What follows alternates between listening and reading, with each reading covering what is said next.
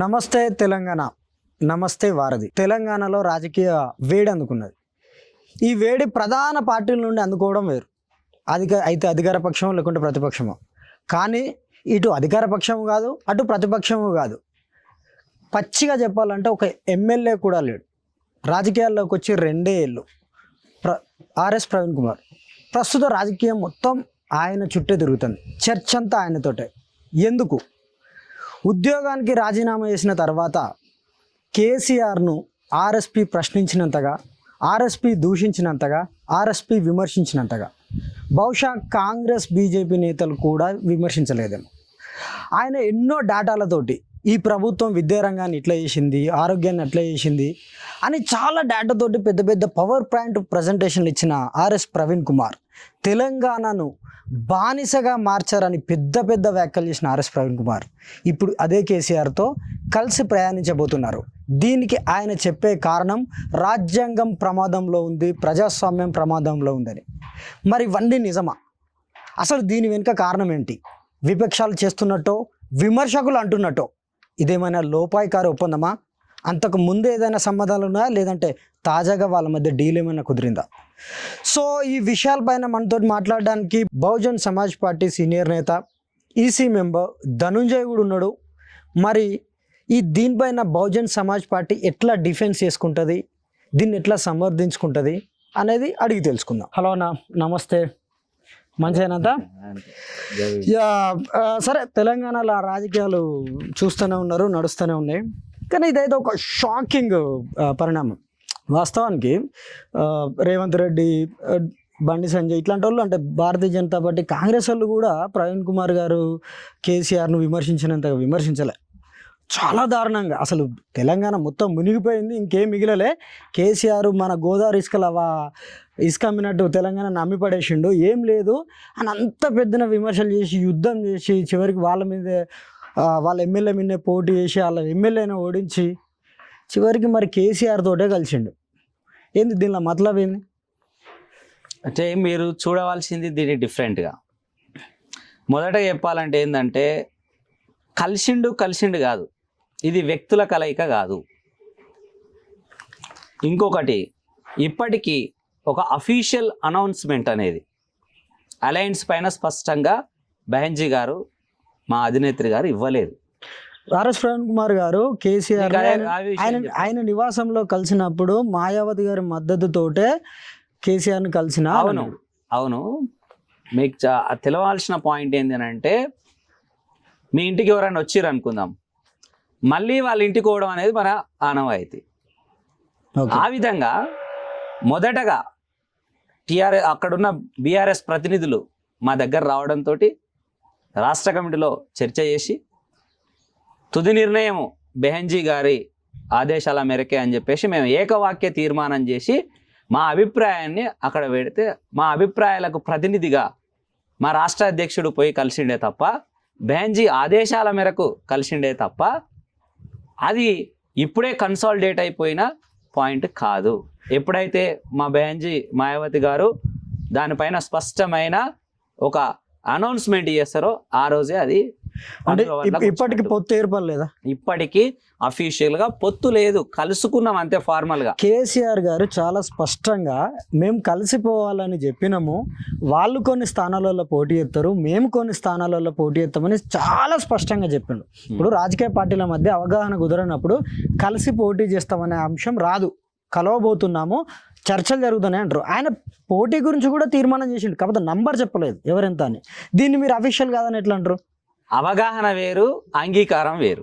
Okay, ఇప్పటి వరకు జరుగుతున్నదంతా అవగాహనకు సంబంధించిన విషయాలే, అంగీకారానికి సంబంధించిన విషయాలు ఏమీ కావు. ఇంకోటి, మీరు అన్నట్టు కలిసిపోయిర్రు అని కాదు. Bahujan Samaj party national party, ఇది ఒక జాతీయ పార్టీ. దానికి బలమైన ఒక వాదం ఉంది, ఒక సిద్ధాంత భూమిక పైన పనిచేస్తుంది. ఈరోజు మహనీయుల ఆశయాలను కొనసాగింపుగా తీసుకుపోయిన ఏకైక పార్టీ. అలాంటి పార్టీ ఒక నిర్ణయం తీసుకునే ముందు ఖచ్చితంగా అన్ని అంశాలను ఒక దగ్గరకు తీసుకునే ఒక నిర్ణయం తీసుకుంటుంది. కాబట్టి ఇది వ్యక్తుల కలయిక కాదు, మొత్తము పెద్ద దాని దృష్టిలో అంటే ఏంది, మీరు బాబాసాహెబ్ అంబేద్కర్ గారిని చూస్తే బ్రిటిష్ మనను పరిపాలిస్తున్నది. బ్రిటిష్ మనను పరిపాలిస్తుంటే బాబాసాహెబ్ అంబేద్కర్ గారు ఆ టైంలో ఒక నిర్ణయము సంచలనాత్మకమైంది. ఏం సంచలనాత్మకం అంటే, హిట్లర్తో బ్రిటిష్ వాళ్ళు ఫైట్ చేస్తున్న టైంలో ప్రపంచ యుద్ధంలో బాబాసాహెబ్ అంబేద్కరు ఇక్కడ అందరూ బ్రిటిష్ వాళ్ళ సైడ్ ఉండొద్దు అని అంటే బాబాసాహెబ్ అంబేద్కర్ బ్రిటిష్ వాళ్ళ సైడ్ మనం ఉండాలి ఓకే అని చెప్పిండు. అది పెద్ద కాంట్రవర్సీ, దేశంలో ఈయన ద్రోహి అది ఇది అని అన్నారు. కానీ దీనికి రిఫరెన్స్ చూపిస్తారా? మీరు వాల్యూమ్ నెంబర్ సెకండ్లో చూస్తే మీకు అర్థమైపోతుంది. హిట్లర్ కంటే అక్కడ హిట్లర్ ఉన్నాడు. హిట్లరు ఈ ప్రభుత్వం కంటే, ప్రస్తుతం మనం వెళ్తున్న వాళ్ళతో కంటే హిట్లర్ అనేటోడు కనీసం మానవ హక్కులను కూడా చూడడు. డైరెక్ట్ అంతకంటే డేంజరస్ క్యాండిడేట్. కాబట్టి ఫస్ట్ ఆఫ్ ఆల్ ప్రపంచం మొత్తమే అంటే ప్రపంచ నాగరికతనే ముప్పులోనే ఉంది ఈ హిట్లర్ తోటి అని చెప్పేసి హిట్లర్కు అగెనెస్ట్గా కొట్లాడడంలో మన సైన్యానికి మద్దతు పలికిండు అంబేద్కర్ గారు. కాబట్టి ఏదైనా పెద్ద ఉపద్రవం వచ్చినప్పుడు చిన్న చిన్న పార్టీలను మనం కలుపుకొని పోవాల్సిన అవసరం బహుజన్ సమాజ్ పార్టీకి ఉంది. ఈరోజు కాంగ్రెస్ అయినా బీజేపీ అయినా రెండు, నేను కాకుంటే నువ్వు కాకుంటే నేను, ఓ 10 సంవత్సరాలు ఒకడు వెళ్తాడు, ఇంకో 10 సంవత్సరాలు ఆ ప్రభుత్వం మీద వ్యతిరేకత సృష్టిస్తే ఆ వ్యతిరేకత నుంచి వచ్చే ఓటింగ్ కూడా మళ్ళీ ఇంకొక పార్టీ. అట్లా ఇక్కడ వీడు 10 సంవత్సరాలు, అక్కడ వాడు 10 సంవత్సరాలు అన్నట్టు ఇదేదో ఇద్దరు అన్నదమ్ముల మధ్యలోనే అధికార మార్పిడి అనే ఒక సెన్స్ లో బహుజనులకు. సరే మీరు అన్నట్టు సరే, ఒక పెద్ద ఉపద్రవం వచ్చినప్పుడు ఒక పెద్ద దొంగను కొట్టడానికి చిన్న దొంగతో సోబత్ చేస్తే మంచిదే అంటే వాడిని ఓడించడానికి. కానీ ఇదే ఫార్ములా కేంద్రంలో అమల్లో కావట్లేదు. మళ్ళీ లేటెస్ట్గా బీఎస్పీ చీఫ్ మాయావతి గారు ఒక ట్వీట్ చేశారు, మేము ఏ పార్టీతో అలయన్స్ పెట్టుకోవట్లేదు, ఈ లోక్సభ ఎలక్షన్లలో మేము ఒంటరిగానే పోతున్నాం. ఎందుకు కేంద్రంలో ఇట్లాంటి ప్రయత్నాలు చేయరు, మరొక తెలంగాణకు మాత్రమే ఈ అలయన్స్ ఎందుకు వచ్చింది? మీరు తప్పుగా ఉన్నారు ఇక్కడ. కేంద్రం ఆమె అన్న పాయింట్లను, బ్యాన్ చేయన పాయింట్లను మీకు అర్థం కాలే. ఆమె థర్డ్ ఫ్రంట్గా ఉండడానికి మీరు గమనించి ఉంటారు. మనము బాబాసాహెబ్ అంబేద్కర్ నుంచి థర్డ్ ఫ్రంట్ కూడా లేదు, మేము ఏ పార్టీతో పొట్టు పెట్టుకోమని చాలా క్లియర్ గా చెప్పారు. నేను అనే విషయం థర్డ్ ఫ్రంట్ అంటే ఇప్పుడు ఫామ్ అయ్యే థర్డ్ ఫ్రంట్ గురించి కాదు. Okay, third front Babasaheb Ambedkar టైంలోనే 2 ధృవాలుగా చీలిపోయి, మనువాదులు 2 ధృవాలుగా చీలిపోయి, వీళ్ళు మంచి అన్న రోజు వాళ్ళు చెడని, వాళ్ళు చెడని రోజు వీళ్ళు మంచి అనేసి ఈ వాతావరణం కాంగ్రెస్ లేవు. కానీ ఎప్పుడైనా సరే 2 ధృవాలుగా వాళ్ళు ఏర్పడి, ఇతను మంచి అయినప్పుడు ఇతన్ని చెడు చేస్తారు, ఇతను చెడు అయినప్పుడు ఇతన్ని మంచి చేస్తూ అధికార మార్పిడి చేసుకుంటూ కంటిన్యూ అవుతున్న ఈ సంస్కృతిని బాబాసాహెబ్ అంబేద్కర్ గారు మనం థర్డ్ ఫ్రంట్గా ఉండవలసిందే. ఈ దేశ మూలవాసులైన భూమిపుత్రులైన 90% ప్రజల దగ్గరనే అధికారం ఉండాలని చెప్పేసి ఆ రోజు సూత్రీకరణ ఏదైతే చేసిండో కాంశీరామ్ గారు ఆ సూత్రీకరణను పట్టుకొని థర్డ్ నేషనల్ పార్టీగా ఒక పెద్ద నేషనల్ పార్టీని ఈరోజు బహుజనులకు అందించిండు. కాబట్టి ఇటు మేము బీజేపీలో చేరము, ఇటు కాంగ్రెస్లో చేరం అనేది ఆ యొక్క ఉద్దేశం. అంటే ఏంది, ఈరోజు అంటే ఆ 2 పార్టీలను నేర్చుకోకూరు. ఇప్పుడు మండల ఉద్యమం ప్రభావంతో వచ్చిన పార్టీలు ఉన్నాయి, ఇదే బహుజన నేపథ్యంతో వచ్చిన పార్టీలు కూడా చాలా ఉన్నాయి, లేదంటే స్థానిక అంశాలను నేపథ్యంగా వచ్చిన పార్టీలు కూడా ఇప్పుడు లైక్ బీఆర్ఎస్ లాగా ఆర్జేడీ, జేడీయూ, బీజేడీ, టీఎంసీ ఇట్లాంటి పార్టీలు చాలా ఉన్నాయి. కాంగ్రెస్ భారతీయ జనతా పార్టీని వదిలేసి ఇట్లాంటి పార్టీలతో పొత్తు పెట్టుకోవచ్చు కదా. గమనిస్తారో లేదో, మీరు ఒక్కసారి కర్ణాటక పోతే జేడిఎస్ తోటి పొత్తుంది, హర్యానా పోతే ఐఎన్ఎల్డీతో పొత్తుంది. అట్లా నేషనల్ పార్టీగా శూద్ర పార్టీస్ ఏవైతే అక్కడ ఉండి భూమిని రిసోర్సెస్ను వాళ్ళ అండర్లో ఉంచుకొని అయినా. ఇప్పుడు మీరు చెప్పింది కర్ణాటకలో జేడిఎస్ అనేది చాలా చిన్న పార్టీ, సరే దానికి కొంత ఓట్ బ్యాంక్ ఉన్నది ఉన్నాయి. హర్యానాలో మీరు చెప్పిన ఐఎన్ఎల్ అనేది చిన్నది, దుష్యంత్ చౌతాల పార్టీ ఉన్నది. ఇప్పుడు ఇది ఒకవేళ ఇది శూద్ర పార్టీ అనుకుంటే అది శూద్ర పార్టీ, నితీష్ కుమార్ది శూద్ర పార్టీయే, లాలూ ప్రసాద్ యాదవ్ది శూద్ర పార్టీయే, సమాజ్వాదీ పార్టీ శూద్ర పార్టీయే, శరద్ పవార్ పార్టీ శుద్ర పార్టీ వీటితో ఎందుకు అలయన్స్ పోవట్లా? ఒక్క జేడీఎస్ ఎగ్జాంపుల్ చెప్తారా? చాలా చిన్న పార్టీ అది, దాంతో మీకు జాతీయ పార్టీలా వచ్చేది లేదు సచ్చేది లేదు. మీకు అర్థం కాదు ఏంటంటే చేయబోయే యుద్ధం ఫంక్షన్ కాదు. యుద్ధంలో నీకు మనస్ఫూర్తిగా అంగీకరించిన వాళ్ళే నీ తోడు ఉండాలి. కానీ నీ సిద్ధాంతం పైన, నువ్వు చెప్పే సమసమాజ విషయాలపైన, బాబాసాహెబ్ చెప్పిన ఒక గొప్ప తాత్వికత నిర్మాణం పైన నీకు గౌరవం లేని పార్టీలను మేము తృణీకరిస్తుంటాం. 100% అది జరుగుతుంటుంది. ఎవరైతే మనస్ఫూర్తిగా ఈ సమాజము పరివర్తనకు గురి కావాలి, మనస్ఫూర్తి కేంద్రంగా ఏర్పడిన ఈ మెంటల్గా మొత్తము ఈ సమాజాన్ని నిర్మాణం అయిన దాన్ని ఒక పరివర్తన దిశకు తీసుకుపోయి ఒక పరివర్తనకు సంబంధించిన ఇది ఒక పెద్ద ప్రయాణం కాబట్టి ఇందులో ఈ విషయాలను పరిగణనలోకి తీసుకొని అంగీకారం కుదిరిన వాళ్ళతోటే బెంజీ గారు. సార్ అంటే మీరు బీఆర్ఎస్ ను శూద్ర పార్టీ అనుకుంటారా? ఆబ్వియస్ గా శూద్ర పార్టీ బీఆర్ఎస్. మరి బీఆర్ఎస్ చరిత్ర తెలుసా మీకు? కాదు అసలు బీఆర్ఎస్ ఇప్పుడు బీఆర్ఎస్ అంటున్నాగానే నీకు కనిపించేది ఎవరు? వెలమలు కనిపిస్తారు. KCR. First of KCR. KCR nothing but Velama. వెలమల చరిత్ర ఏంది? వెలమల చరిత్ర ఏంది? వెలమల ఒక కులం కాదు, ఈడ కులం కాదు. వెలమలు 1400వ శతాబ్దంలో తెలంగాణకు వలస రాలేదు వాళ్ళు. అదే ప్రాబ్లం. ఆ టైంలో ప్రతాపరుద్రుడు ఆ ఢిల్లీ నుంచి వస్తుంటే ఆడ కప్పం వసూలు చేయనీకే జనాలు లేరు అని చెప్పేసి 42 మందిని వస్తుంటే బీహార్ నడుమదలో పట్టుకొని వస్తాడు. ఈ 42 మందిని బాగానే ఉన్నారు కదా అని చెప్పేసి పట్టుకొని వచ్చిన టైంలో ఈడ వాళ్ళను ఆ కప్పం వసూలు చేయడానికి, అంటే పన్ను వసూలు చేయడానికి సంబంధించిన అధికారులుగా నియమిస్తాడు. ఆ నియమించిన టైంలో వాళ్ళ మహిళలతో పాటు రారు కాబట్టి ఇక్కడ వాళ్ళు ఎవరి పైన పడితే వాళ్ళ పైన అత్యాచారాలు చేస్తున్నారు అనేసి అక్కడ ప్రజలు ప్రతాపరుద్రునికి కంప్లైంట్ చేస్తే ఆయన ఒక ఆర్డర్ చేస్తాడు వాళ్ళకు, చేసి మీరు ఇమ్మీడియట్గా పెళ్ళిళ్ళు చేసుకోవాల్సిందే అని అంటే అప్పుడు వాళ్ళు తప్పక ఎక్కడ మంచిగా అనిపిస్తే అక్కడ పెళ్ళిళ్ళు చేసుకున్నారు. కానీ వాళ్ళకు తెలియని విషయం ఏంటంటే అంటే ఇప్పుడు వెలమ అనేది ఒక్క క్యాస్ట్ కాదు, బీసీలు ఉన్నారు, ఓసీలు ఉన్నారు. అదే చెప్తున్నా. వాళ్ళు ఎక్కడ మంచోళ్ళు అనిపిస్తే, ఎక్కడ మంచిగా కనిపించి వాళ్ళకు మంచిగా అనిపిస్తే వాళ్ళని చేసుకున్నారు. వాళ్ళు క్యాస్ట్ కాదు కదా, అప్పటికి చేసుకున్నారు. వాళ్ళు మాదిగలను చేసుకున్నారు, మాలని చేసుకున్నారు, కమ్మలను చేసుకున్నారు, కాపులను చేసుకున్నారు. వాళ్ళ ఒక్క క్యాస్ట్ ఎట్లా వెలమ అని? వాళ్ళ దాంట్లో ఒక క్యాస్ట్ ఏడుందన్నారు, 17 సెట్లు ఉన్నాయి వాళ్ళ దాంట్లో. సరే ఇప్పుడు ప్రతి దాంట్లో ఉపకులాలు లాగా ఉంటాయి కానీ వాళ్ళల్లో ఎన్ని సెట్లు ఉన్నా వాళ్ళు ఒక వెలమ అనే కేటగిరీలు ఉన్నారు కదా. అవును, నేను అదేగా చెప్పేది. అండ్ విచిత్రంగా పాయింట్ మీ పార్టీ చీఫ్ ఇప్పుడు మీరేమో ఇవన్నీ చెప్పారు చరిత్రకు సంబంధించి ఆయన శూద్రుడు అని. మీ పార్టీ చీఫ్ ఆయన శూద్రుడు కాదు. ఇంకా ఆ 42 మంది ఎవరో తెలుసా? ఆ 42 మంది నిషధులు. బీహార్ లో ఉన్న నిషద్ కమ్యూనిటీ. అక్కడ అశోక చక్రవర్తి అంగరక్షకులు.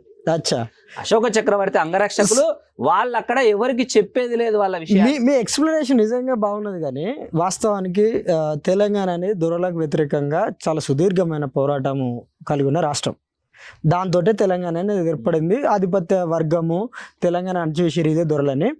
ఆర్ఎస్ ప్రవీణ్ కుమార్ గారు ఆయనకు రాజకీయాల్లోకి వచ్చిన 2 ఏళ్ల పాటు కేసీఆర్ దొర, నియంత, అగ్రకులపుడు, ఆధిపత్యుడు, మా బహుజనులు తొక్కెత్తండు.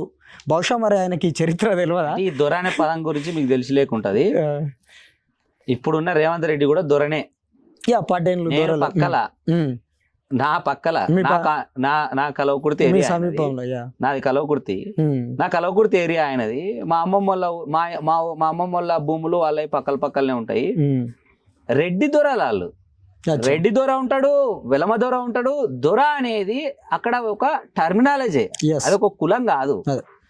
దొరతనం అంటే అది ఒక అణిచివేతకు సంబంధించి, గ్రామానికి సంబంధించి, పూర్తి ఆధిపత్యం ఎక్కువ భూమి సంబంధించి, మూర్ఖత్వంకి సంబంధించిన ఒక టర్మినాలజీ. కాబట్టి ఆర్ఎస్ ప్రవీణ్ కుమార్ గారు దొర అన్నంత మాత్రాన అది ఒక్క కేసీఆర్కే వర్తిస్తుంది అనుకోవడము.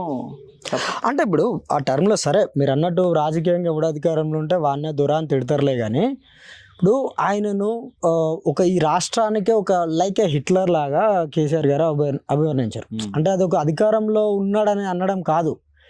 కేసీఆర్ ఆయన ఆ తీరే ఎట్లుంటుంది, ఆయన మనస్తత్వం ఏది, ఆయన విధానమే ఇది. ఆయన సీఎం కాకపోయినా అనే టెర్మినాలజీలోనే విమర్శలు వచ్చినాయి. ఆర్ఎస్పీ గారు కూడా ఆ టర్మ్లోనే అన్నారు. ఆయన తిట్టి అసెంబ్లీ ఎలక్షన్స్ అయిపోయి 3 నెలలు కూడా కాలే, 3 నెలలు.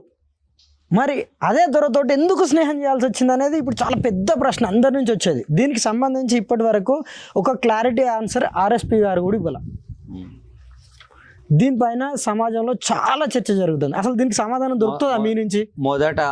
మొదట మీరు తెలుసుకోవాల్సింది ఏంటి అని అంటే, ఇంకా అఫీషియల్గా అది ఒప్పందం కాలేదు. రెండోది అయ్యింది అనుకుందాం. మీరు ఏమనుకుంటున్నారంటే, ఒక ఆయన మాతో మాట్లాడుకుంటూ మునిగిపోయే పడవలో నువ్వెందుకు ఎక్కుతున్నారు, పోయి మునిగిపోయే పడవలో ఎక్కడం కాదు, మునిగిపోతున్న పడవలు 90% నా బహుజనులు ఉన్నారు. ఈరోజు తెలంగాణ మూమెంట్ అనేసి త్యాగాలకు గురి చేసి త్యాగాలు చేసింది ఎవరు? ఈరోజు తెలంగాణ అనే అంశం పైన ఎక్కువ కోట్లాడే ఇప్పుడు ప్రస్తుతం ఉన్న బీఆర్ఎస్ పార్టీలో ఉన్నది ఎవరు చెప్తా వినండి. వాళ్ళు మునిగిపోతున్న పడవలనే ఉన్నారు కదా. మేము ఓడలం అంటే కాదు, బహుజన్ సమాజ్ పార్టీ ఓడలాంటిది. వాళ్ళు ఓడిపోయినాక మీకు ఎందుకు ప్రేమ వచ్చింది? ఇప్పుడు ఇదే గువ్వల బాలరాజు తోటి, గువ్వల బాలరాజు, గ్యాదర్ కిషోర్ లాంటి కిషోర్ గాని, గువ్వల బాలరాజు గాని, ఇప్పుడు బహుజన్ సమాజ్ పార్టీకి చెందిన వాళ్ళే వాళ్ళు తిట్టకుండా తిట్టుకున్నారు. సోషల్ మీడియాలో కావచ్చు, మీడియా వేదిక కావచ్చు. చాలా గురించి ఆలోచించాము. వాళ్ళ యజమానులు వాళ్ళు బహుజనులే కదా. అంటే ఇప్పుడు మీరు ఎవరి గురించి ఆలోచిస్తారు? మరి మేము అదే అంటున్నాం. టిఆర్ఎస్ లో ఉన్న లీడర్లనేమో చెంచాలంటారు, వీళ్ళనేమో దొరలంటారు. అందుకే నేను ఫస్ట్ మరి ఎవరు పేర్లు చెప్పారు? బీఆర్ఎస్ లో ఉన్న మీ బహుజనులు ఎవరో 4 పేర్లు ఒక దాన్ని చెప్తుంటే కంప్లీట్ చేయండి. ఎందుకు అంటున్నా అంటే, అది మునిగిపోతున్న పడవ అన్నారు. మునిగిపోతున్న పడవ అని మాకు తెలుసు. దానికి ఒక ఐడియాలజీ లేదు, ఒక అవగాహనతోటి ఒక దాంతో వచ్చింది, ఒక అంశంతో వచ్చింది. రేపు దానికి బేస్ లేదని మాకు తెలుసు. చివరికి తెలంగాణలో బహుజనవాదం తప్ప ఇంకో ఆల్టర్నేటివ్ లేదు ఈరోజు తెలంగాణకు. అంబేద్కర్ గారి పేరు పెట్టడంతో సెక్రటరియేట్కు టీఆర్ఎస్ దాన్ని ఆల్రెడీ ఒప్పుకున్నది. ఈరోజు ప్రగతి భవన్కు పేరు మార్చి ఇందిరాభవన్ అని పెట్టలే, మహాత్మా జ్యోతిరావు పూలే ప్రజాభవన్ అని పెట్టారు. మంచోళ్ళు కదా కాంగ్రెస్ అంటే ఏంది? ఆ మంచోడా చెడ్డోడా పేరుకి ఏం పెట్టిండా తర్వాత సంగతి. మరి అంబేద్కర్ సెక్రటరియేట్ పేరు అంబేద్కర్ పెట్టిన, బాబాసాహెబ్ అంబేద్కర్ పేరు పెట్టిన ఈయన కూడా మంచోడే అయిపోతాడు. అంటే బహుజనులు ఇంకా ఏ స్థాయిలో అవే ఇస్తా ఉన్నారు. ఓకే, వాళ్ళని దేవుడిగా చూసినాం మేము, దేవుడికి గుడి కట్టిస్తారు, అచ్చా, దేవుడి పేరు వినా అర్చన చేయిస్తారు. కానీ దేవుడు ఏం చెప్పిండో ఈరోజు బహుజనులు నేర్చుకోవడం స్టార్ట్ చేసిర్రు.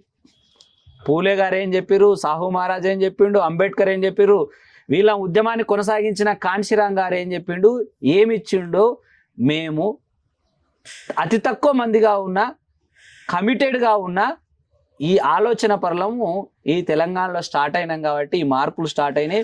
రేపు రాజ్యంలో కూడా ఈ మార్పు కనిపిస్తుంది. వాస్తవానికి అంటే పొత్తు ఎవరితోటైనా ఎప్పుడైనా పెట్టుకోవచ్చులే, కానీ ఇది ఏదో పొత్తు మరి అసెంబ్లీలో పెట్టుకొని ఉంటే వాళ్ళు మీరు కలిసి అధికారంలో ఉండొచ్చు. ఇప్పుడు మీరు వ్యతిరేకించే కాంగ్రెస్ పార్టీ అధికారంలోకి రాకుండా అడ్డుకోవచ్చు. మీరు అనుకున్న బహుజనులు అంతా కలిసి అధికారాన్ని పాలించవచ్చు. అప్పుడు ఎందుకు పొత్తు పెట్టుకోవాలి అసెంబ్లీకి ముందు? పొత్తు గురించి వస్తే ఇప్పుడు మన శక్తి అని అవసరం, ఒక అవకాశం ఎవరికైనా. ఈ సూత్రం, నీకు శక్తి ఉంది కానీ పొత్తు గురించి కాదు. మన ప్రజలు ఇక్కడ బహుజనులు అనే వాళ్ళే స్వయంగా ఈ రాజ్యాన్ని ఏలాలే, స్వయంగా ఈ రాజ్యాన్ని, రాజ్యాధికారాన్ని చేజిక్కుంచుకోవాలనే ఒక ప్రయత్నం అనేది ఈ దేశంలో బీఎస్పీ పార్టీ స్టార్ట్ చేసింది. అది సాధించింది కూడా ఉత్తరప్రదేశ్లో. ఆ ప్రయత్నాన్ని మేము వదలం కదా, ఆ ప్రయత్నాన్ని మేము వదలం. ఆ రోజు ఎవరైనా వచ్చి ఉంటే, ఆలోచన చేసి ఉంటే ఆలోచన చేసేటోళ్ళం. మీరు బహుజనులు సమాజం అంటారు. ఇప్పుడు పార్టీ కూడా నెపోటిజాన్ని ఎంకరేజ్ చేసి ఆ పార్టీ కూడా కుటుంబానికే పరిమితం అయిపోతుంది. అదే అంటున్నా, ఇది బాగా ప్రచారం ఆరోపణలో ఉన్నది. ఈరోజు బాబాసాహెబ్ అంబేద్కర్ తర్వాత బాబాసాహెబ్ వారసత్వాన్ని కొనసాగించిన ఆయన కాన్షీరామ్ గారుగా ఎందుకున్నారు? అదే బాబాసాహెబ్ తర్వాత ఆ బ్రేక్ అనేది, కొనసాగింపు బ్రేక్ అనేది వెంటనే ఉండాలనేసి కాన్షీరామ్ గారు ఏం చేసిరు, మాయావతి గారిని తన జీవిత కాలంలోనే అంటే తను బతికున్నాగానే మాయావతి గారిని వారసురాలుగా ప్రకటించిండు. ఓకే. మాయావతి గారు ఈరోజు ఒక భవిష్యత్తు ఉండి, ఈరోజు మీరు అంటున్న ఆనంద్ ఏకదమ్న వచ్చిన ఆయన ఏం కాదు, ఆయన కోఆర్డినేటర్గా పనిచేసిండు, పార్టీని అర్థం చేసుకున్నాడు, ఈ రోజు కూడా జాతీయ అధ్యక్షుడు కాదు. కాదు ఆకాష్ వయసు ఇప్పుడు 28 29. అవును.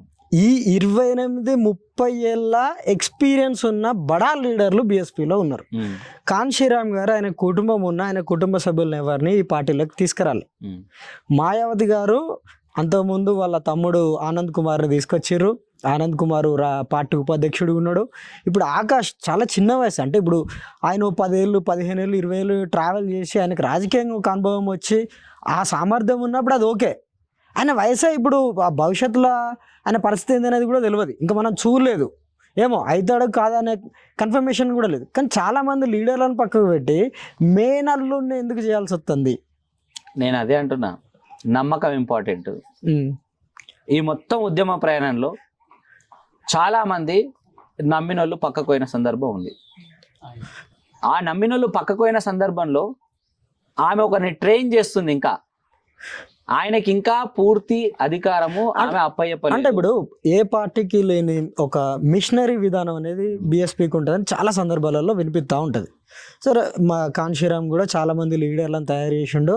ఆయన టైంలోనే మాయావతిని ప్రకటించిండు. ఆయన టైంలోనే చాలా రాష్ట్రాల్లో పెద్ద పెద్ద లీడర్లను తయారు చేసి ఆ రాష్ట్రాలకు అధ్యక్షులుగా ప్రకటించారు. మరి ఈ మిషనరీ వర్క్లో మాయావతి ఫెయిల్ అయినట్టే కదా, ఇంకా ఆకాష్కి ఏం ట్రైనింగ్ ఇస్తుంది? నేను ఇక్కడ మనం అర్థం చేసుకోవాల్సిన విషయం ఏంటంటే, కాన్షీరామ్ గారి వర్క్ స్టైల్ వేరు, మాయావతి గారి వర్క్ స్టైల్ వేరు. ఓకే. ఎట్లా అంటే, మాయావతి గారి టైంకు కాన్షీరామ్ గారు ఒక పునాది నుంచి ఈవెన్ ముగ్గు పోసి పునాది వేసి దాన్ని నీళ్లు ఎన్ని రోజులు పోయాలి గోడకు అనేది కూడా తెలిసిన చతురుడు. ఆయన అంత కష్టపడ్డాడు. ఓకే. ఆయన అంత కష్టపడ్డాడుగా అనేసి బెంజీని మళ్ళీ నువ్వు మళ్ళా ముగ్గేసుకో ఇవి చెయ్యి అని అనలే. ఆయనను డైరెక్ట్గా ఆమె కష్టాన్ని ఆమె త్యాగాన్ని గుర్తించిన ఆయన డైరెక్ట్ ఆమెను ముఖ్యమంత్రిని చేసిండు. మీరు మాయావతి గారిని తక్కువ అంచనా వేస్తున్నట్టు చాలాసార్లు. మాయావతి గారి యొక్క కమిట్మెంట్ ముందు అంత ఈజీ కాదు. ఒక టైంలో మాయావతి గారి ప్రచారంలో ఎట్లా చేసేటోళ్ళు తెలుసా మీకు? ఎక్కడ బాత్రూమ్ లేవు కనీసం ప్రజలకు, బహుజనులకు కనీసం బాత్రూమ్ లేని పరిస్థితి. అది బాత్రూమ్లు కట్టుకోవాలన్న స్పృహ లేని పరిస్థితి. సింధువులో ఈ నాగరికతలో అటాచ్డ్ బాత్రూమ్లు ఉన్నాయి. ఈ బహుజనులు ఆ బహుజనులకు ఒక ఆలోచన అనేది తీసేయడం వల్ల బాత్రూమ్లు కట్టుకోలేని పరిస్థితి. వాళ్ళని నిందించలే ఆమె ఒక 4 కట్టెలు ఒక చీరే చుట్టుకొని ఆ పాత జీపుల్ని వేసుకొని పోయేది. ఎక్కడ ఆమె ఫ్రెష్ అప్ కావాలంటే ఆ 4 కట్టెలు పెట్టి దాని చుట్టూ చీర కట్టి అక్కడ ఆమె ఫ్రెష్ అప్ అయ్యి ఒక 24 ఏళ్ళ వయసుల్నే ఈ మూమెంట్లోకి వచ్చిన ఆమె త్యాగం గొప్పది. రెండో అంశం చెప్తా మీకు. పెద్ద ఎత్తున సైకిల్ యాత్ర చేస్తాడు కాన్షీరామ్ గారు. చేస్తున్న టైంలో ఢిల్లీకి ఒక 1000 మందితోటి ర్యాలీ రాబోతుంది. మొదటి ర్యాలీ దాదాపుగా 5 దిక్కుల నుంచి ఢిల్లీకి వస్తుంటారు. ఒక 1000 మందిని సైకిళ్ళు దొక్కుకుంటా వస్తున్న సందర్భంలో బెంజీ గారు అప్పుడు సెల్ ఫోన్లు లేవు, ఏం లేవు. ఆడ కరోల్ బాగ్లో ఆఫీస్లో బెంజీ గారికి సమాచారం పోతే 1000 మందికి భోజనం ఏర్పాట్లు చేయాలి.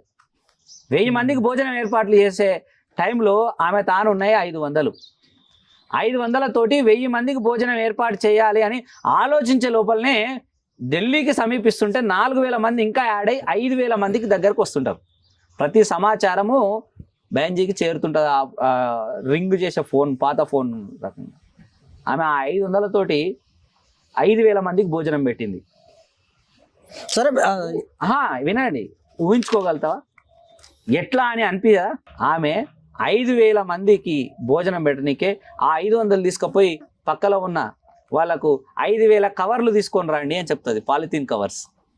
ఆ 5000 పాలిథిన్ కవర్లు తీసుకురండి అని అంటే ఏమైందమ్మా 500 తోటి మనం ఇంకా పాలిథిన్ కవర్లు తెచ్చి ఇప్పుడు ఏం చేస్తామని అంటే మీరు తీసుకురాపోండి అని అంటే వాళ్ళు 5,000 పాలిథిన్ కవర్లు తీసుకొచ్చిన తర్వాత ఆ 5,000 పాలిథిన్ కవర్లను కార్యకర్తలతో పాటు పోయి ప్రతి గల్లీకి పోయి ఇవి ఎక్స్ప్లెయిన్ చేసి ఇగో మన కోసం వాళ్ళు వస్తున్నారని చెప్పేసి దీని యొక్క ప్రాముఖ్యతను ఎక్స్ప్లెయిన్ చేసి 5,000 మందికి భోజనం పెట్టగలుగుతుంది. నీకు ఏది ఉన్నోళ్ళు అది ఇచ్చిర్రు వాళ్ళ ఇంట్లో. ఓకే, అది ఆమె అంటే అట్లాంటి కమిట్మెంట్ ఉన్న లీడర్ కాబట్టి ఆమె అంత పెద్ద రాష్ట్రానికి 4 సార్లు ముఖ్యమంత్రి కాగలిగింది. ఓకే, మళ్ళీ మనం ఒకసారి తెలంగాణ విషయానికి వస్తే, సరే తెలంగాణలో అయినా దేశంలో అయినా, సో తెలంగాణ గురించి ప్రధానంగా మాట్లాడుకుందాం. ఇక్కడ ఎగ్జాంపుల్స్ నుంచి చాలామంది ఈ పార్టీకి దళిత వర్గాల నుంచి కానీ, వెనుకబడ్డ వర్గాల నుంచి కానీ, ఇతర వర్గాల నుంచి కానీ చాలామంది లీడర్లు వస్తూ ఉంటారు. ఒకానొక సందర్భంలో వాళ్ళకు సహాయంగా మాట్లాడుతూ ఉంటారు, వాళ్ళందరూ బయటకు పోతూ ఉంటారు. సో లేటెస్ట్గా ఆక్నూరు మురళి అన్నట్టు ఆయన కూడా ఒక ఐఏఎస్ అంటే బ్యూరోక్రాట్, ఇద్దరు ఆర్ఎస్పీ. ఆర్ఎస్పీ రిజైన్ చేసి పార్టీలోకి వచ్చినప్పుడు చాలా గొప్పగా పొగిడాడు. ఆర్ఎస్పీని కాపాడుకోవాల్సింది మనమే, చాలా ఉన్నతంగా చూడాల్సింది మనమే. ఎందుకు ఇప్పుడు ఆయన మరి కంప్లీట్ రివర్స్ అయిండు, ఆర్ఎస్పీని ఓడిస్తా, ఆర్ఎస్పీ చాలా తప్పు చేసిండు, ఎందుకు అంత కఠినంగా ఎందుకు మాట్లాడుతాడు? అంటే మీరంతా మీ వైపు అంత తప్పు ఉందా? ఆయన ఒక్కడే కాదు, చాలామంది కాంగ్రెస్కు స్లీపర్ సెల్స్ లాగా ఉంటారు వీళ్ళు. అంటే కాంగ్రెస్ కాదు కానీ కాంగ్రెస్ కోసం ప్రచారం చేస్తూ ఉంటారు. ఆయన ఒక సంస్థ పెట్టిండు. ఆ సంస్థ ఎవరికి ప్రచారం చేసిందో మనకు తెలుసు. ఒక సింపుల్ ఎగ్జాంపుల్, అంటే ముందుగా మీకు కాంగ్రెస్ స్లీపర్స్ అని అదే అంటున్నా. ఇప్పుడు ఆయన విమర్శ చేసిండు బయటికి వచ్చినప్పుడే. లేదు ఇప్పుడు ఆయన మీరు కలిసి తిరిగినప్పుడు మంచిగా తిరిగిరు. మీరు ఒక మురళి విమర్శ చేయగానే మురళి కాంగ్రెస్ స్లీపర్ సెల్, కాంగ్రెస్ కార్యకర్త. నేను అదే చెప్తున్నా, ఎందుకనేది చెప్తున్నా. ఒకటే సంఘటన, ఎస్డిఎఫ్ పెట్టుకొని ప్రతి స్కూల్ తిరిగి రిపోర్ట్ రాసి ఆ రిపోర్ట్ను ఇగో కేసీఆర్ హయాంలో ఇంత దారుణంగా స్కూల్స్ చేసిండు, మొత్తం విద్యా వ్యవస్థను నాశనం చేసిండు అని చెప్పేసి ప్రచారం చేసిన ఆక్నూరు మురళి గారు మొన్న 2 చనిపోయినరండి పిల్లలు. పోయి విజిట్ చేసి వచ్చిండా? కనీసం వాళ్ళని సందర్శించిండా? ప్రతి ఇన్సిడెంట్ దగ్గరికి పోవడానికి ఎవరికి పాసిబుల్ కాదు. ప్రతి ఇన్సిడెంట్ కాదు ఇది, అది ఉత్త ఇన్సిడెంట్ కాదు. పిల్లలు చనిపోయారు. అవును, చనిపోయారు. ఇప్పుడు ఆయన పరిస్థితులు, ఆయన పోకూడదు అనే కంకణం కట్టుకున్న ఉద్దేశాలు అయితే మనం అనుకోవద్దు కదా. ఇప్పుడు ఆయన ఒక మామూలు ఒక సోషల్ మూవ్మెంట్ చేసుకుంటుండు, అంత మాత్రం దానికి మీరు ఈ నిందలు తీసి ఆయన మీద ఎత్తారా? ఆయన ఇందుకే పోలేదు, కాంగ్రెస్ కార్యకర్త కాబట్టి పోలేదు. ఇక పెద్ద తేడా ఏం లేదు మీకు బయట వాళ్ళకు కూడా. ఇది నింద కాదు, నిజం మాట్లాడుతున్నా. దీన్ని మీరు ఏం చెప్పగలుగుతారా అంటున్నా. నువ్వు ఏ టైంలో ఏం చేయాలనో నువ్వు, ఆయన ఏమంటాడు, బెంజీ అయితే నాకు ఇష్టమే లేదా, మాయావతి అనే టైం నాకు ఇష్టం లేదా అంటాడు. ఆయన ముందుగానే చెప్పిండు. పూర్తిగా వినండి, బెంజీ అనే టైం ఇష్టం లేకుండా వచ్చు నీకు. కనీసం మూమెంట్ గురించి ఏమన్నా తెలుసా? బహుజన్ సమాజ్ పార్టీలో కాంశీరామ్ గారి గురించి ఒక ముక్క చదివినాను.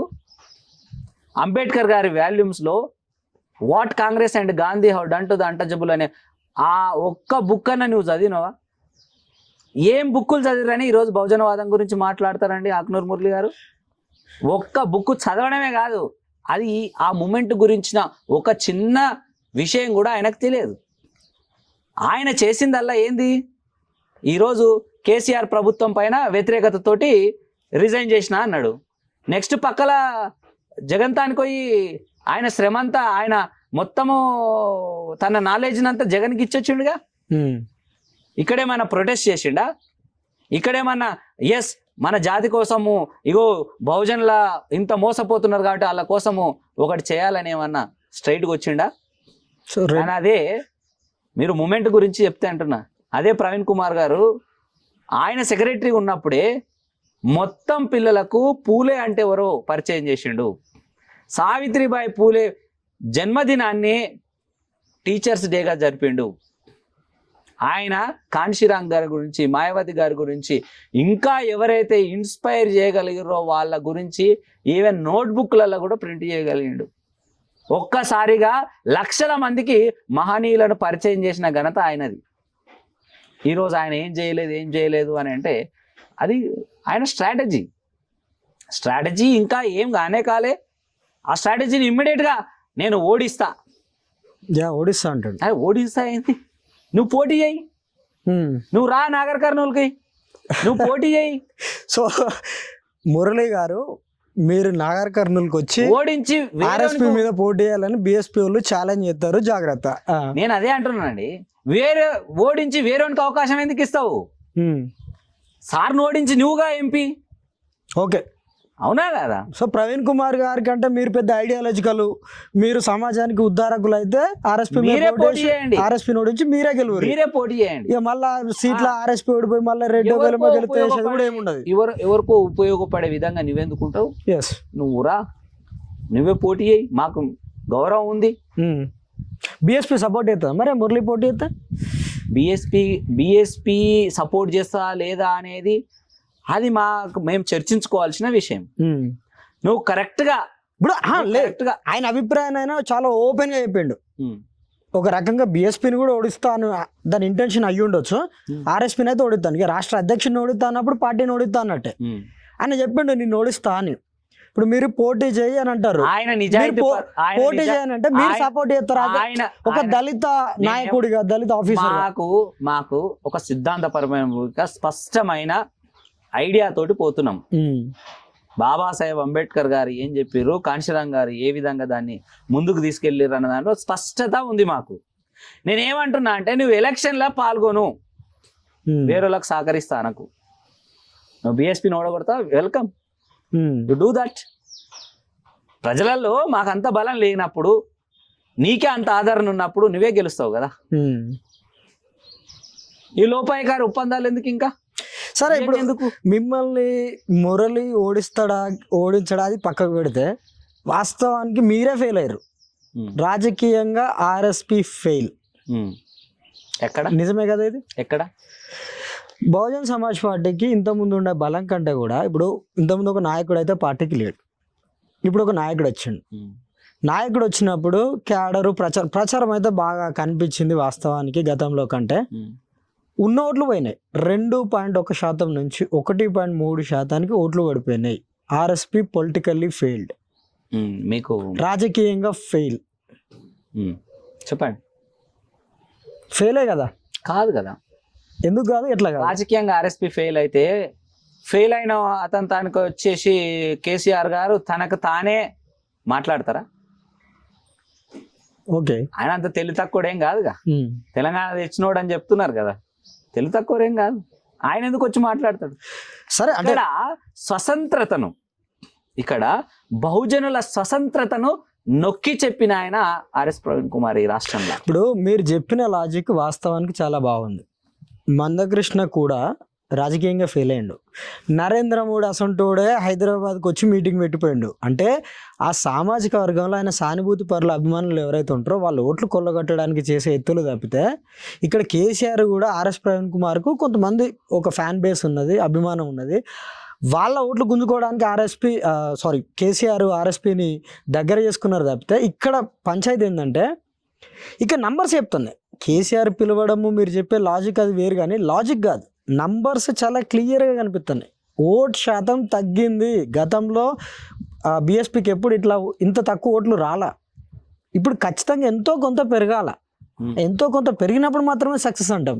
లీడర్ వచ్చినాక తగ్గడం ఏంటి? దీన్ని ఫెయిల్యూర్ అనుకుంటే ఏమంటాం? లాజిక్ కాదు ఇది, నంబర్స్ కనిపిస్తున్నాయి, రియాలిటీ. మేము అదే అంటున్నాం అండి. ఇప్పుడు ఇంతకు ముందు బహుజన్ సమాజ్ పార్టీ వేరు, ఇప్పుడు బహుజన్ సమాజ్ పార్టీ వేరు. ఇంతకుముందు బహుజన్ సమాజ్ పార్టీ సింబల్ను ఉపయోగించుకొని తర్వాత వెళ్ళిపోయేటోళ్ళు. ఇప్పుడు ప్రవీణ్ గారు ఒక కండిషన్ పెట్టారు, మీరు వస్తే రండి, దీని నుంచి గెలిచిన తర్వాత దీంట్లో లేకపోతే వేరే ఆ పరిస్థితులను మీరే ఎదుర్కోవాల్సి వస్తుంది. అంటే కాదు, ఇదొకటి కూడా ఉన్నది. చెప్పండి, ఇది బహుజన్ సమాజ్ పార్టీ కాదు, ప్రవీణ్ సమాజ్ పార్టీ ఒక వ్యక్తి కేంద్రం. ఇది కానివ్వండి, నేనేమంటున్నా అంటే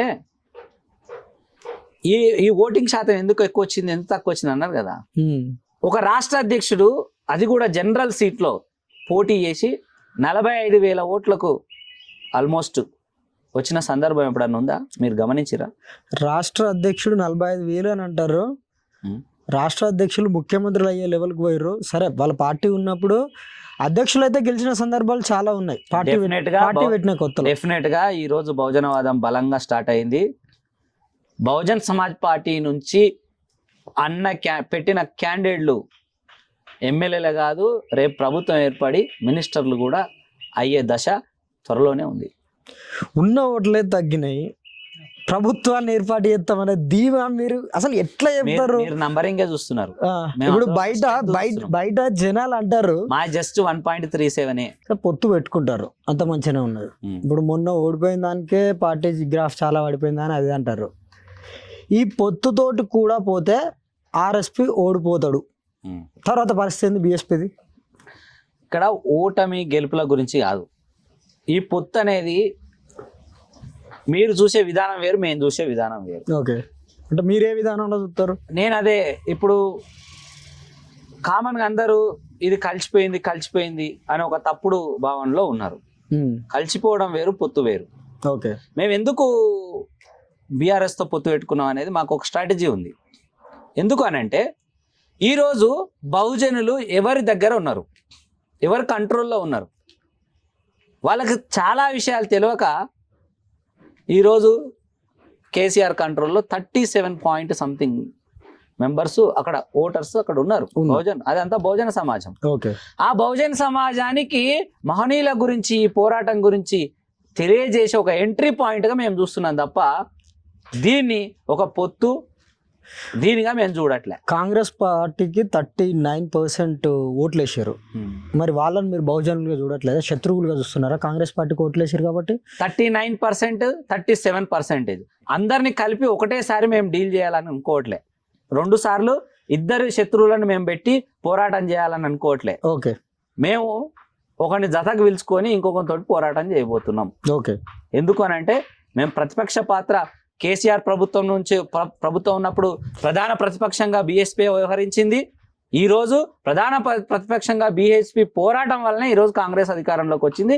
అది అందరికి తెలిసిన సత్యం. ఈ రేపు కూడా మేము కాంగ్రెస్కు ప్రతిపక్షంగా ప్రధాన ప్రతిపక్షంగా ఉంటూ మేము మా బహుజనులను బీఆర్ఎస్ దాటి ఉంటారా, లేకుంటే అలయన్స్ తోటి ప్రతిపక్షం అంటారా మీరు? ఆబ్వియస్గా అండి, వాళ్ళు మా ప్రజలు. ఓకే, కాంగ్రెస్లో ఉన్న వాళ్ళు కూడా మా వాళ్ళే. ఓకే, కానీ అందరిని ఒకటేసారి మేము చేయలేం కాబట్టి, వాళ్ళని అవేకన్ చేయలేం కాబట్టి, వాళ్ళకు చాలా విషయాలు మేము చెప్పవలసి ఉన్నది కాబట్టి ఎంట్రీ పాయింట్ ఇది. సరే, యాక్చువల్లీ ఇవన్నీ పక్కకు పెడితే ఇక్కడ ఒక ఇంట్రెస్టింగ్ పాయింట్, బీఆర్ఎస్తో పొత్తు అనేది రాజ్యాంగానికి ప్రమాదం ఉన్నది, ప్రజాస్వామ్యానికి ప్రమాదం ఉన్నది, అందుకే బీఆర్ఎస్ తోటి పొత్తు పెట్టుకుంటున్నామని కేసీఆర్ గారిని కలిసిన తర్వాత ఆర్ఎస్పీ అన్నారు. ఇక్కడ విచిత్రమైన విషయం ఏంటంటే కేసీఆర్ గారే రాజ్యాంగాన్ని మారుస్తా అన్నారు. కేసీఆర్ను రాజ్యాంగాన్ని మారుస్తా అన్న కేసీఆర్ తోటి రాజ్యాంగాన్ని కాపాడడానికి పొత్తు పెట్టుకోవడం ఏంది విచిత్రం కాకపోతే? అదే అనమాట, మీకు కనిపించింది కేసీఆర్ లో దీన్నే రాజకీయం అంటారా? లేదు, మేము కేసీఆర్ పైన సమగ్రమైన అవగాహన వినున్నాం. కేసీఆర్ ఎందుకు ఆ మాట అన్నాడు రాజ్యాంగాన్ని మారుస్తా అనేసి? రాజ్యాంగాన్ని మారుస్తేనో రాజ్యాంగానికి ఏమైనా ప్రమాదం జరిగితే ఫస్ట్ కేసీఆర్కే ప్రమాదం, బహుజనులకు కాదు. ఎట్లా? ఇంకొకటి చెప్తా, ఆయన రాజ్యాంగాన్ని మారుస్తా అనే ఒక స్టేట్మెంట్ ఎందుకు వదిలిండు అని అంటే ఆయన ఎంటికను కొండకేసి కొండను గుంజుదాం అనుకున్నాడు. ఓకే, ఎట్లా? ఆయన తానున్నది చాలా తక్కువ జనాభా, ఆయన కులము. నేను ప్రధానమంత్రి ఏమన్నా కావచ్చా?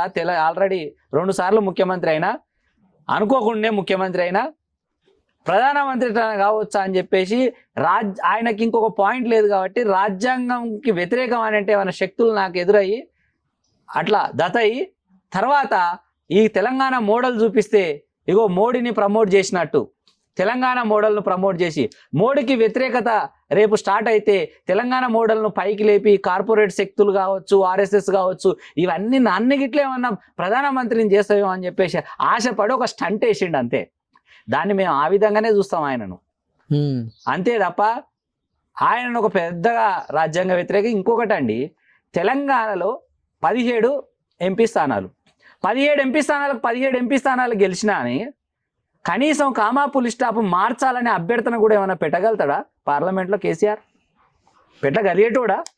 మాకు దానిపైన స్పష్టమైన అవగాహన ఉంది. దేవగౌడ చాలా ముందు తక్కువ స్థానాలతోటి ప్రధానమంత్రి అయ్యిండు. కానీ చట్టం మార్చే స్థితిలో లేడు. ఓకే, మినిమం ఒక స్ట్రెంత్ కావాలి. అంటే పదవులు తెచ్చుకోవచ్చు కానీ అంతే, చట్టాలని మార్చలేం. మార్చలేదు. ఓకే, 100% పార్లమెంట్లో ఇన్ఫ్లుయెన్స్ చేయమని అంటారు. చేయలేరు. ఈ మరి పొత్తు ఎన్నాళ్ళు ఉంటుంది అంటే ఇది కేవలం లోక్సభ వరకేనా, వచ్చే అసెంబ్లీ ఎలక్షన్ల వరకు ఉంటుందా? కాన్షీరామ్ గారు చెప్పినట్టు మేము అధికారంలోకి రానీకే ఎవరినైనా ఉపయోగించుకుంటాం, కానీ వాళ్ళ అధికారంలోకి రానికే మేము ఉపయోగపడము. ఎందుకంటే వేల సంవత్సరాలుగా నా బహుజనులు అందరికి ఉపయోగపడ్డలే తప్ప వాళ్ళు లాభపడ్డది లేదు. ఈ సమాజంలో ఈ సామాజిక వ్యవస్థలో లబ్ధి పొందని సమాజం ఈ బహుజన సమాజం. కాబట్టి లబ్ధి పొందని సమాజం కోసము ఈ బహుజన్ సమాజ్ పార్టీ అనేసి కాన్షీరామ్ గారు స్పష్టంగా చెప్పారు. కాబట్టి మాకు పొత్తు ఎప్పటి వరకు ఉంటుంది అనేసి కాన్షీరామ్ గారు చెప్పిన సూత్రీకరణ, బాబాసాహెబ్ అంబేద్కర్ గారి ఆలోచనను బట్టే మేము నిర్ణయం తీసుకుంటాం. అంటే సరే మంచిదే, అంటే మీరు మీ గోల్ను రీచ్ అయ్యేందుకు ఏ టూల్ దొరికితే ఆ టూల్ను వాడుకుంటారు, అది వేరే విషయం ఖచ్చితంగా. కానీ కేసీఆర్ జాతీయ స్థాయిలో ఏదో చేస్తా అది ఇదే అని అన్నాడు. తెలంగాణలో షెడ్డుకు పోయింది మా కార్ అని వాళ్ళే చెప్పుకుంటారు. షెడ్డుకు పోయిన కార్లో మీరు ఎంత దూరం ప్రయాణం చేస్తారు? అసలు అది నడుస్తుందా? నేను అదే అంటున్నా, షెడ్డుకోయే కారులో బహుజనులు ఉన్నారు, అనవసరంగా వాళ్ళకి డేంజర్ కాకుండా మేము మా పెద్ద దాంట్లో ఎక్కించుకుంటున్నాం అండి. సో అంటే కార్లో ఉన్న జనాల్ని ఏని ఎక్కిస్తారు. అవును. బిఎస్పీలో ఉన్న మాజీ నేతలు కూడా చాలా విమర్శలు చేస్తారు. సరే, ప్రతి పార్టీ చెప్తుంది లోపల ఉన్నప్పుడు మా నాయకుడు గొప్ప, మా లీడర్ గొప్ప, మా కార్యకర్త మంచోడు. బయటకు పోయంగానే వీళ్ళు మోసం చేశారు, ద్రోహం చేశారు, అమ్ముడు వేరు. ఇవి కాకుండా బిఎస్పీ నుంచి వచ్చే విమర్శలకు డిఫరెంట్గా మీరు ఇంకేమైనా చెప్తారా? సరే, వాడు అమ్ముడు పోయిండు, మా నుంచి లబ్ధి పొందిపోయిండు, ఇది కాకుండా ఇది రెగ్యులర్ ఫార్మాట్. సో మీది చాలా సిద్ధాంతాలు అవి ఉన్న పార్టీ. అయితే ఇక్కడ ప్రాబ్లం ఎక్కడ వచ్చింది అని అంటే, ఈ సమాజంలో ఎప్పుడైనా సరే ఎవరు మంచి చెడులను నిర్ణయిస్తారు అంటే, మంచి చెడులను కూడా నిర్ణయించే స్థితిలో మనవాదులే ఉన్నారు ఈరోజు. ఎవరు ఏం చేయాలి అని జడ్జిమెంట్ చేసే స్థితిలో కూడా వాళ్ళే ఉన్నారు. కాబట్టి బిఎస్పిని విమర్శించడం వెరీ కామన్. ఈరోజు నిటారుగా నువ్వు ఈరోజు తెల్ల బట్టలు వేసుకొని ఊర్లకు మంచిగా రెడీ అయ్యి ఊర్లకు నీ పైన ఆటోమేటిక్గా వస్తూనే ఉంటుంది. వాళ్ళని కన్విన్స్ చేయడంలో మీరు ఫెయిల్ అయ్యారని ఎందుకు అనుకోవద్దు? మేము కన్విన్స్ చేయదలుచుకోలేదండి, కన్ఫ్రంట్ కావాల్సిన అవసరం ఉంది ఆలోచనతో. ఇప్పుడు మీ కార్యకర్తలు, మీ నాయకులు మీరే కన్విన్స్ చేయనప్పుడు జనాలను ఏం కన్విన్స్ చేస్తారు? కార్యకర్త మా నాయకులు ఎక్కడ ఆరోపణ చేశారు అంటే పార్టీలు ఉన్న వాళ్ళు బయటకు పోతారు కదా. ఎవరు పార్టీ నుంచి ఎప్పుడొచ్చి ఎప్పుడు పోతున్నారు? ఎప్పుడో వచ్చారు, ఎప్పుడో వస్తూనే ఉంటారు, ఎప్పుడో పోతూనే ఉంటారు. ఇప్పుడు మీదంత గొప్ప సిద్ధాంతాలు, అంత ఉన్నతమైన పార్టీ అన్నప్పుడు మీ దగ్గర ఉండాలి కదా. అన్నట్టు అలసిపోయేటోళ్ళు ఉంటారు, అలిగిపోయేటోళ్ళు ఉంటారు, ఆగిపోయేటోళ్ళు ఉంటారు. అచ్చా, 3000 సంవత్సరాలుగా వీనికి ఏ అవకాశం లేదండి. 3000 సంవత్సరాలుగా వీనికి ఏ అవకాశం లేదు. ఏదో తాత్కాలిక అవకాశం వచ్చింది అనుకో, వాడు ఎంబడే తగ్గిపోతాడు. కానీ బహుజన్ సమాజ్ పార్టీలో బాబాసాహెబ్ అంబేద్కర్ మిషనరీస్ అద్భుతంగా ఏ దాన్ని ఆశించకుండా వాళ్ళ జీవితాలను తృణప్రాయంగా పక్కకు పెట్టేసి చేసే గొప్ప మిషనరీ కార్యకర్తలు ఉన్నారు. మాకేం కొదవలేదు. కాన్షీరామ్ గారు అన్నట్టు 10 మంది నాయకులు పోతే 100 మంది నాయకులు తయారయ్యే ఒక గొప్ప మిషనరీ మూమెంట్ ఇది. స్ట్రెంత్ ఉంది అయితే బాగానే. 100%. సూపర్. కొడతారు నార్కర్నూల్లో గెలుస్తారా? మీరు చూస్తారుగా, నాగర్ కర్నూల్లో భయపడే ఇప్పటికి కాంగ్రెస్ క్యాండిడేట్ని ఇంకా ప్రకటించలే. కాంగ్రెస్ అంటే నాగర్ కర్నూల్ లోక్సభ సెగ్మెంట్లో 7 అసెంబ్లీ నియోజకవర్గాలు ఉన్నాయి. ప్రజెంట్ కాంగ్రెస్ 6 ఇట్లలో ఉన్నారు, 6 ఎమ్మెల్యేలు ఉన్నారు, ఒక్కటి మినహాయిస్తే. వాళ్ళు భయపడరని మీరు ఎట్లా అంటారు? 4 మీద కాంగ్రెస్ ఉండొచ్చు, టిఆర్ఎస్ ఉండొచ్చు, ఇంకోటి ఉండొచ్చు, గుండెలలో మాత్రం బహుజన్ సమాజ్ పార్టీ ఉంది. బ్యాలెట్ పేపర్ మీద ఉన్నారు కదా. సరే, 4 ఉన్నారా, గుండెలలో ఉన్నారా, మెదళ్ళ మీద ఉన్నారా కాదు. ఇప్పుడు పొలిటికల్ గేమ్ అన్నప్పుడు బ్యాలెట్ పేపర్ మీద ఉన్నాక ఈ 7 ఉండని తర్వాత సంగతి. మొన్న 3 నెలలు కాలే కదా, 3 నెలల కిందనే 6 కాంగ్రెస్ ఎమ్మెల్యేలు గెలిచిర్రు. 7 6 కాంగ్రెసే ఉన్నారు. మీరేమో మనుషులు ఉంటుంది కాదు అని అంటారు. వాతావరణం క్రియేట్ చేస్తున్నాం. వాతావరణం క్రియేట్ చేసినప్పుడు మా శక్తి ఏందో 100% హృదయాలలో ఉన్నది బయటికి తీసుకొచ్చి బ్యాలెట్ బాక్స్లలో మా వాళ్ళు చూపిస్తారు. ఆ నమ్మకం ఉంది. చాలామంది ఇప్పటికే కాల్స్ చేస్తున్నారు, రమ్మంటున్నారు, మా ఊర్లలోకి రండి, మేము సహకరిస్తాము, మీరేం పరిశాన్ కానక్కర్లేదు అని చెప్పేసి మాకు కాల్స్ వస్తున్నాయి. 100% మేము గెలవబోతున్నాం. ప్రవీణ్ కుమార్ గారు ఈసారి పార్లమెంట్లో ఉండబోతున్నాడు. బెహన్ కుమారి మాయావతి గారికి ఒక కానుకగా ఆమె పోరాటానికి ఒక మద్దతుగా ఈ సౌత్ ఇండియా నుంచి ఫస్ట్ రాబోయేది నాగర్ కర్నూలు పార్లమెంట్ సీటే. కాన్షీరామ్ గారు స్వయంగా పర్యటించిన ప్రదేశం నాగర్ కర్నూలు పార్లమెంటు. ఈ కృష్ణానది పరివాహక ప్రాంతం నుంచి ఒక యోధుడు బయటికి వెళ్తాడు అనేసి ఆయన ఆ రోజే చెప్పిండు. ఈరోజు యోధుడు అక్కడి నుంచే బయలుదేరి పార్లమెంట్లో కూర్చుంటాడు. ఓకే, ఇప్పుడు కాన్షీరామ్ గారు చెప్పారా 100% కృష్ణానది పరివాహకం నుంచి ఒక నాగర్ కర్నూలు పార్లమెంట్ అంతా కృష్ణానది పరివాహకమే. సో మీరేమో యోధుడు అంటారు, కొండా సురేఖనేమో గూండా అంటుంది. కొండా సురేఖ గూండా అనొచ్చు, ఇంకొక ఆయన ఇంకొక అనొచ్చు, ఏదన్నా కానీ ప్రజలు నిర్ణయిస్తారు రేపు. ఇప్పుడు ఆమె గూండా అన్నది పాపము గూండాగిరి చేసింది మేమే అని చెప్పి సినిమా తీపించుకున్నది. ఆమె బహుజన మహిళ. ఓకే, ఆమెను మేము తక్కువ మాట్లాడేది లేదు. ఆమె యాక్చువల్గా మరో బహుజనులలో మరో మాయావతి కావాల్సి ఉండే. కాన్షీరామ్ గారు కొండా సురేఖ గారు బహుజనుల్లో మరో మాయావతి కావాల్సి ఉండే. ఎప్పుడు మరి మాయావతి కావాల్సిన గుండా. నేను అదే అంటున్నా, ఆద్మీ హమారా మగర్ దిమాగ్ దుష్మన్ కా. ఓకే, మనిషి మా ఆమెనే, మా బహుజన్ రాలే, ఆయన దిమాగ్ లో మనవాది ఉన్నాడు, మేమేం చేద్దాం. ఆమె అది తీసుకుంటే నాయకురాలవు. సో ఇప్పుడు ఆర్ఎస్పీని గుండా అనేది కూడా మనువాద మనస్తత్వంతో, ఆమె కాదు, ఆమె మైండ్ లో కూర్చుని మనువాదే అంటున్నాడు. ఆమె మనువాద మనస్తత్వంతో అంటున్నాం కదా. బలమైన ఆరోపణ. కేసీఆర్ ప్రవీణ్ కుమార్ను పదవుల నుండి బయటికి తీసుకొచ్చిండు, రాజకీయాలలోకి తీసుకొచ్చిండు. తెలియద్దని అసెంబ్లీలో కొట్లాడుకున్నారు. ఇప్పుడు ఓడిపోయినాక ఇద్దరు ఒకటైర్రు. వీళ్ళు పాత మిత్రులే, ఇది పాత ఒప్పందమే. నిజమే కదా. ఇదంతా ఆర్ఎస్ ప్రవీణ్ కుమార్ గారి నుంచి, ఆయన గురించి ప్రాథమిక అవగాహన కూడా లేని వాళ్ళు మాట్లాడతారు. లేదా ఆయన బహుజనుల లీడర్గా ఎదుగుతుంటే వాళ్ళు కూడా అట్లా ఇదాం ఇట్లా ఇదాం అని కొంతమంది అనుకొని చేసే కార్యక్రమాలు ఉంటాయి కదా. అంటే ఏంది, జెలస్ గా ఫీల్ అయ్యి చేసే కార్యక్రమాలు ఉంటాయి కదా, అవి కూడా ఉండొచ్చు. కానీ ప్రవీణ్ కుమార్ జెలసీ మేబీ ఎందుకు ఉండదండి, జెలసీ ఉంటది కదా. ఆయన చదివింది ఎక్కడ? హార్వర్డ్. ఆయన అల్యూమిని స్ట్రెంగ్త్ ఏంది?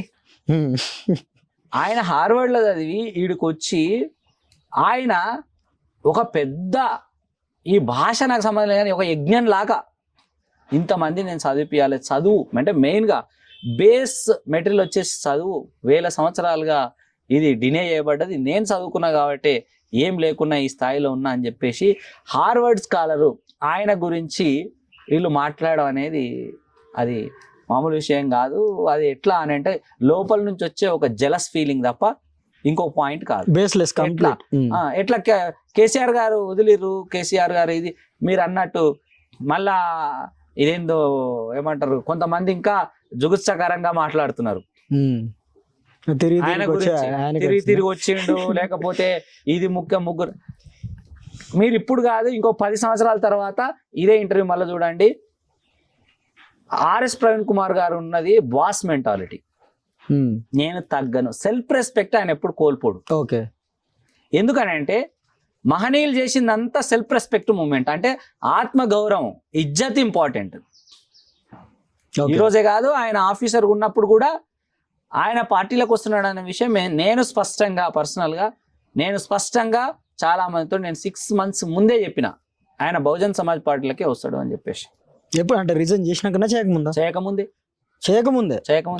ఆయన రాజీనామా అవుతాడు, పార్టీలోకి వస్తాడు. అంతకుముందే రాజీనామా చేస్తాడు లేదు అనేది నాకు సంబంధం లేదు, కానీ ఆయన మాత్రము ఏదైనా పార్టీకి వస్తే బహుజన్ సమాజ్ పార్టీకి వస్తాడు. భవిష్యత్తులో రాజకీయాల్లోకి వస్తే ఎందుకంటే మీరు ఈ రోజు పూర్ణచంద్రరావు గారిని చూసుకోవచ్చు. ఆయన 62 ఏళ్ల తర్వాత నాకు ఒక రియలైజేషన్ వచ్చింది. ఒక బీసీ కుమ్మరి సామాజిక వర్గం నుంచి వచ్చిన ఆయన ఒక ఇండియన్ పోలీస్ ఆఫీసర్గా ఆయన అంత పెద్ద హోదాలో ఉండి అంటే టాప్ పొజిషన్కి వెళ్ళి ఈ రోజు ఏం మాట్లాడుతున్నా 62 సంవత్సరాల తర్వాత నాకు అర్థమైంది అల్టిమేట్ బీఎస్పీ అనేసి మొన్న ఆంధ్రప్రదేశ్ నుంచి ఆయన బీఎస్పీలో జాయిన్ అయ్యిండు ప్రవీణ్ గారి ఆధ్వర్యంలో.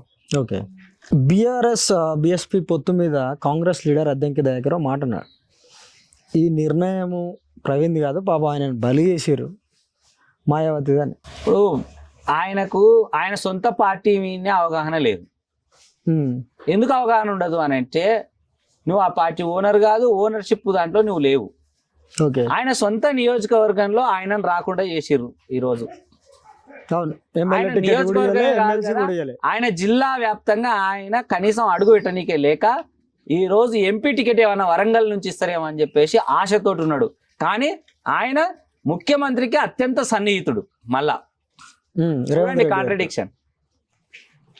కుల రాజకీయం ఇంతగానో ఉన్న దాంట్లో నువ్వే బలి పశువు, నీకు ఎట్లా రాజకీయం అర్థమవుతుంది? అంటే ఇప్పుడు రాజకీయ అవగాహన లేకుండానే అన్నారా? ఆబ్వియస్ గా ఆయనకి ఏం జరిగిందో రాష్ట్ర కమిటీగా మాకు తెలుసు ఏం జరుగుతుంది అని చెప్పేసి.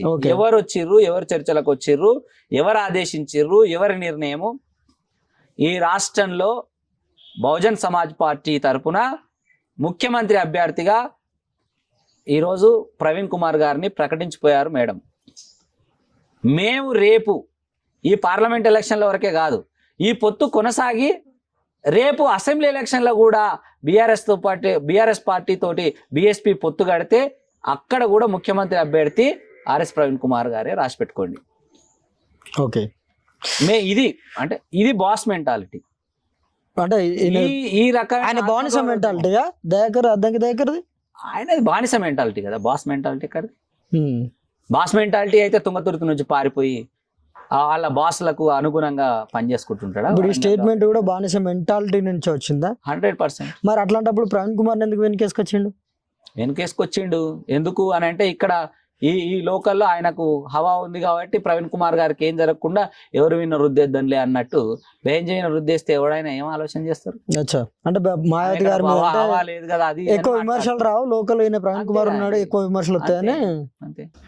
సో వన్ లాస్ట్ క్వశ్చన్, దీని మాత్రం ఖచ్చితంగా ఆన్సర్ చేయాలి. లాజిక్స్ వద్దు, వాస్తవాలు ఉంటే చెప్పండి.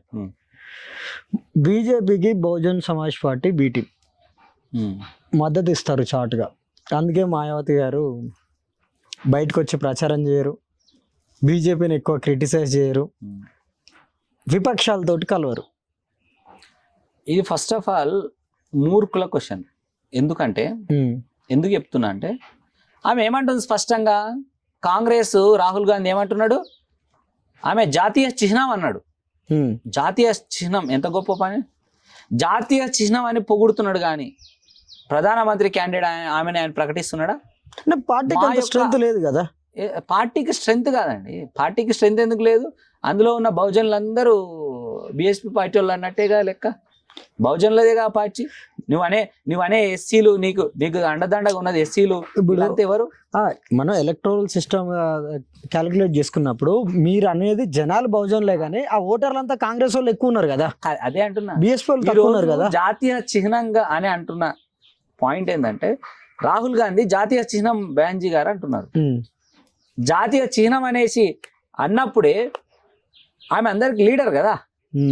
ఆమె ఏమంటుంది, ప్రధానమంత్రి కావడం అనేది నా ప్రజలకు అవసరము, ఈ దేశాన్ని ఏలడం అనేది నా ప్రజలకు అవసరం, మా చేతుల్లోనే పవర్ ఉండడం అనేది ఈ దేశానికి అవసరము, కాబట్టి నన్ను ప్రధానమంత్రిగా ప్రకటిస్తే నేను మద్దతు ఇస్తా అని చెప్తుంది. ఓకే, అందులో భాగం అవుతాం. భారతీయ జనతా పార్టీని ఓడించడం మీ ఎజెండాలో లేదా? ఓడించడం ఎజెండాలో భారతీయ జనతా పార్టీ ఏంది? భారతీయ జనతా పార్టీనైనా ఓడిస్తాము, కాంగ్రెస్నైనా ఓడిస్తాము. ఈరోజు మీరు ఇప్పటిదాకా అడిగారు ఒక క్వశ్చన్, ఏమని, రాజ్యాంగానికి వ్యతిరేకం అన్న కేసీఆర్ తోటి ఎందుకు గెలిచారు? మీరు రాజ్యాంగం రాసిన కంటే ముందే 1932లోనే కాంగ్రెస్ పార్టీ 90% బహుజనులకు ఓటక్కే వద్దన్నది. ఓకే, అసలు ఓటక్కే వద్దన్న పార్టీ తోటి పొట్టు వెతుకోవాలి, దాని మీద ప్రేమ చూపించాలనా? గతంలో ఉత్తరప్రదేశ్ ఎలక్షన్లలో కాంశీరాం పొత్తు పెట్టుకున్నారు. అవును, నేను అదే చెప్తున్నా. 3000 సంవత్సరాలుగా ఈ మొత్తము అధికారానికి కాదు కదా, అవకాశాలకు అన్నిటికీ దూరమైన ఈ సమాజంలో ఏది వచ్చినా కూడా, ఎవరు వచ్చినా కూడా మేము అధికారులకు రానికే ఉపయోగించుకుంటాం తప్ప మేము అవతలోడు అధికారంలోకి రానికే ఉపయోగపడము. ఈ సెంటెన్స్ ఒక్కసారి మీరు బహుజన్ సమాజ్ పార్టీ చరిత్రనంతా ఒక్కసారి చూడండి, ఇదే దానిపైన పనిచేస్తుంటుంది. This is our strategy. So interview నుంచి బిఎస్పీ నుంచి మురళి గారికి ఒక ఛాలెంజ్ అయితే వచ్చింది. సో మమ్మల్ని ఓడిస్తే ఓడించారు కానీ మీరు గెలువురి, రాజకీయాల్లోకి రండి. దీనికి ముందు ఆర్ఎస్ ప్రవీణ్ కుమార్ కూడా ఒక మాట అన్నారు. సో ఆయన రాజకీయాల్లో లేరు, వాస్తవ పరిస్థితులు ఆయనకు తెలివయి, కాంశీరామ్ గురించి ఆయనకు తెలియదు అని అన్నారు.